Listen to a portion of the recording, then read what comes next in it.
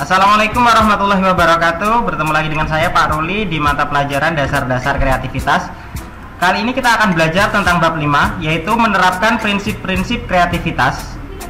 Jadi kita memahami ada 8 prinsip kreativitas. Oke, kita mulai langsung. Oke. Yang pertama adalah kreativitas itu ada pada setiap orang. Bagaimanapun bentuk orangnya, dia memiliki kreativitas. Bahkan orang gila sekalipun itu memiliki kreativitas. Bahkan itu terlalu tinggi sampai dia menghayal. Oke. Jadi kreativitas itu keterampilan yang dimiliki oleh segelintir orang tertentu. Jadi tiap orang itu memiliki kreativitasnya sendiri-sendiri dan punya kreativitas atau pengembangan ilmunya itu dalam sendiri-sendiri. Intinya ketika ada masalah yang sama, biasanya orang kreatif itu akan mempunyai cara penyelesaian yang berbeda.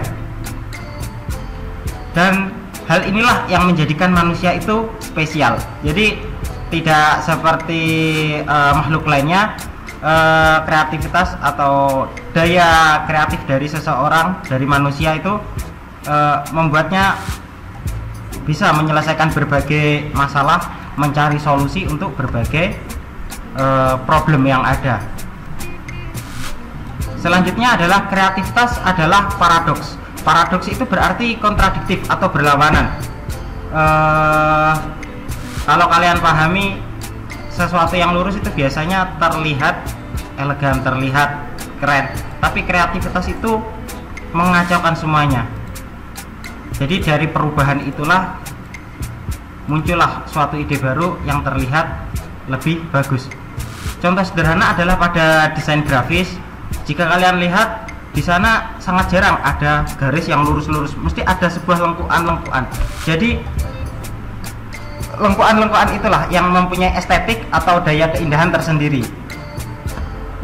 Bahkan dalam menyelesaikan masalah, maksudnya ini adalah kreativitas, biasanya dia lebih suka membuat hal yang kontradiktif atau berlawanan.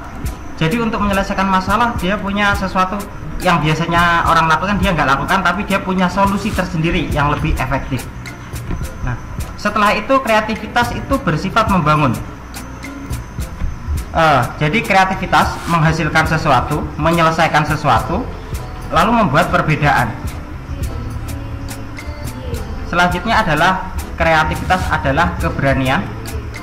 Maksudnya adalah kita harus berani menghargai imajinasi kita, menghargai apa itu tekad yang kuat dan keyakinan diri dalam menyelesaikan masalah. Selanjutnya adalah kreativitas adalah sudut pandang. Nah, ini yang paling sering terjadi perdebatan karena perbedaan cara pandang, cara pikir seseorang. Seseorang yang membuat desain baju ini contohnya ya, dia membuat desain baju. Desain bajunya ini menurut orang USA atau orang Eropa ini terlihat keren banget. Tapi ketika itu nanti diterapkan di mayoritas Muslim, tiba-tiba itu menjadi sesuatu yang nggak efektif. Nah, jadi sudut pandang inilah yang menyebabkan kreativitas itu seringkali istilahnya berbenturan. Karena kreativitas di tiap tempat, tiap budaya, dan di tiap wilayah itu seperti berbeda. Kita kreatif di sini, bisa jadi di tempat lain kita dianggap melakukan hal-hal yang tabu.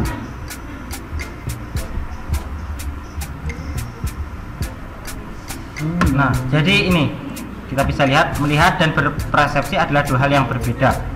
Jadi kita melihat sesuatu yang indah, kita tidak bisa mengatakan indah karena orang lain belum tentu memiliki sudut pandang yang sama dengan kita.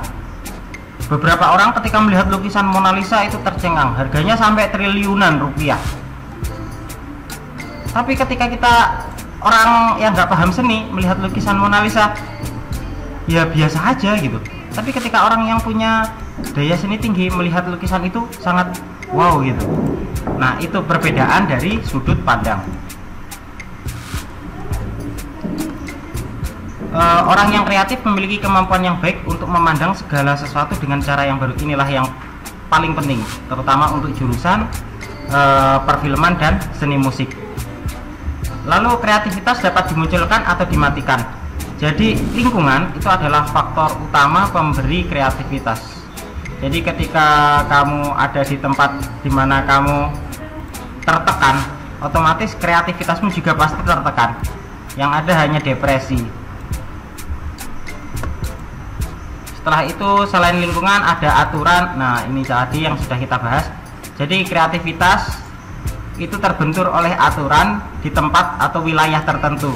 Jadi yang kamu anggap keren di Indonesia belum tentu diperbolehkan izinnya di Arab Saudi, atau mungkin yang dianggap keren di Arab Saudi ketika di tempat lain itu bisa jadi bahan lelucon.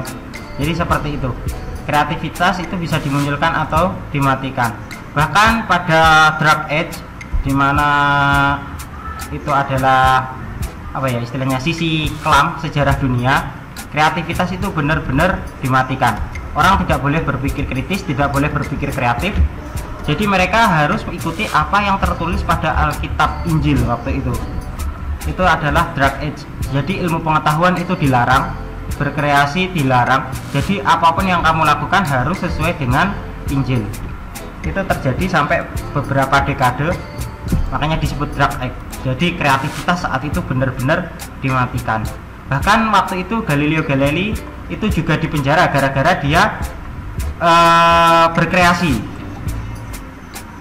Terus ini juga Leonardo da Vinci saat itu juga mengalami masa-masa yang sangat sulit karena Dark Age itu tadi, masa kegelapan di mana kreativitas itu dimatikan. Tidak boleh ada orang yang berpikir kreatif waktu itu. Setelah itu kreativitas itu seperti anak kecil. Maksudnya adalah kita mengajukan pertanyaan lebih banyak, berpikir lebih menyimpang dan kritis. Seperti di mana Tuhan? Tuhan itu laki-laki atau perempuan? Jadi terus berpikir kreatif. Setelah itu tidak ada istilahnya menutup pemikiran. Jadi kita terus ketika ada sesuatu yang nggak sesuai kita langsung menolak. Ini kok begini, kenapa nggak begini aja? Jadi ada sesuatu yang bekerja di otak kita itu menolak, terus kenapa nggak seperti ini? Nah, itulah kreativitas. Jadi anak kecil itu kalau kalian perhatikan ya, telur kalau dilempar itu pasti pecah, tapi dia ingin mencoba sendiri. Kenapa kok pecah? Kenapa nggak mental? Jadi dari hal-hal tersebutlah kreativitas muncul. Setelah itu yang terakhir adalah kreativitas itu harus menerima rancangan. Sebelum berpikir kreatif, ya ini yang harus kita hadapi. Karena berpikir kreatif itu kita harus menerima kerancuan. Maksudnya adalah sesuatu yang sudah flat atau sudah ada aturannya, sudah jelas. Ketika kita tidak membuka sesuatu yang baru, maka kreativitas itu akan berhenti di situ. Contoh sederhana adalah handphone yang kalian pegang saat ini. Awalnya dulu dari radio. Karena kreativitas, karena penemuan yang lebih banyak lagi, lebih dimudahkan lagi, lebih disimpelkan, lebih dimanfaatkan. Jadilah hanya seperti ini. Dan ini bisa mengakses hampir seluruh dunia. Hal ini juga didasari oleh kreativitas. Dari penemuan yang sedikit lalu dikembangkan hingga jadi seperti itu. Jadi potensi terus berkembang, tidak berhenti di situ aja. Oke. Sekian dari saya. Tetap semangat belajarnya, tetap jaga kesehatan. Wassalamualaikum warahmatullahi wabarakatuh.